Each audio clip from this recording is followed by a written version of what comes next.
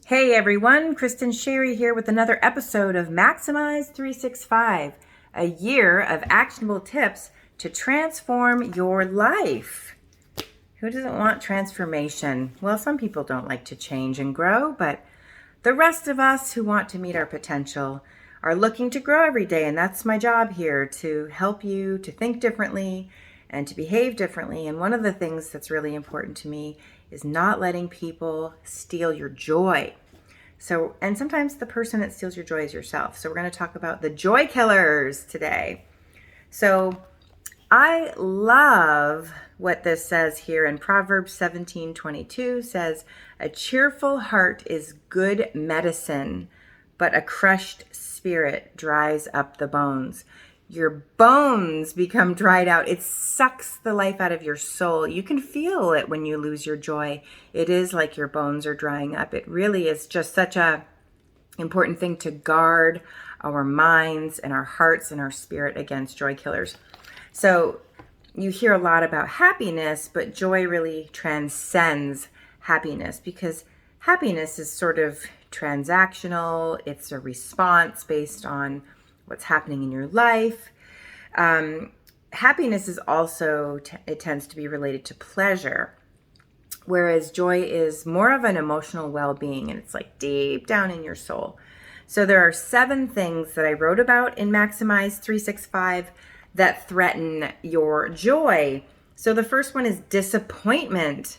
And disappointment are really about unmet expectations. And I did do a video specifically on disappointment earlier on, if you are dealing with disappointment.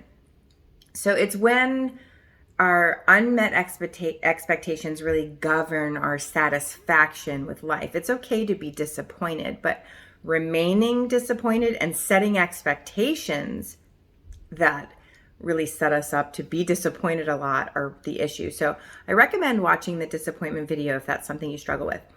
Negative self-talk, that's constant inner criticism, and it provokes anxiety in us when we do that. So I actually have videos on that too.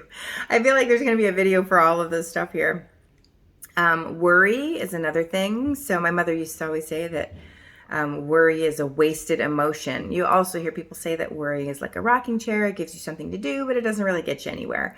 So that's living in fear, rooted in future events, which might never happen. The next one is comparison. So that's measuring areas of our life against the lives of other people. And of course, we're all on a unique journey. We have different strengths. We have different values, life experiences. And so it's really pointless to compare ourselves to other people because we're at different mile markers in the journey as well. So the next one is isolation. That's separating ourselves from other people, especially during times of difficulty. So often when someone is experiencing one of the forms of loss, they might isolate themselves from other people. You hear that all the time. People will disappear from social media or just disappear from their friend groups, and there's like, oh, I was going through something. And it's really better to go through things in your support group. The next one is unwillingness to forgive.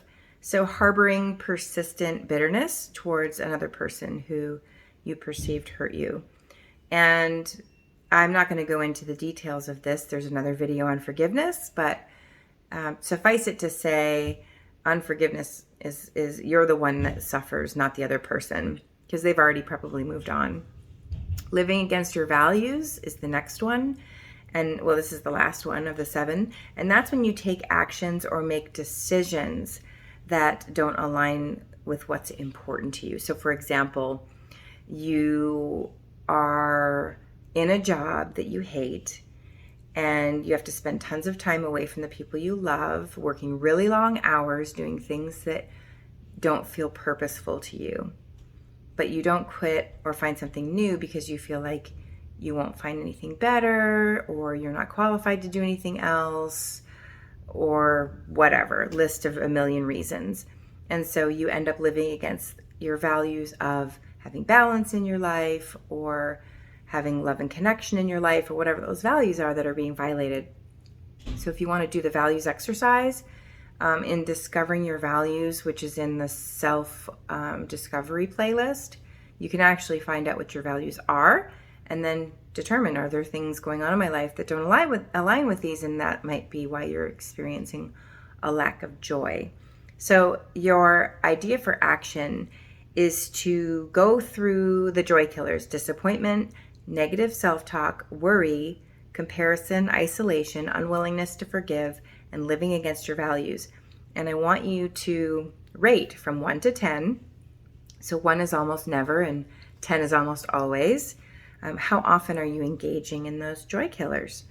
And so journal your observations. What could you do differently? What changes can you make? And then implement and practice and journal your progress. So speaking of journal, the Maximize Coloring Journal was made for this. So I also have another resource for you in addition to the idea for action. A good friend of mine, Diane Nguyen, she's a stand-up comedian. She's an actress, fabulous person. Her web series, you can access that on YouTube. It's called Phi and Me, P-H-I, Phi and Me. And it is hilarious, her web comedy show. So she did a TEDx on joy, and I just found it very inspiring. And so bit.ly/joy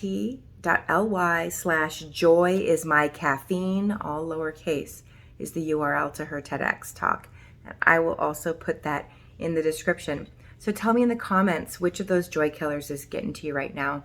And if you have any advice for any of them, let us know. Don't forget to subscribe. Take care.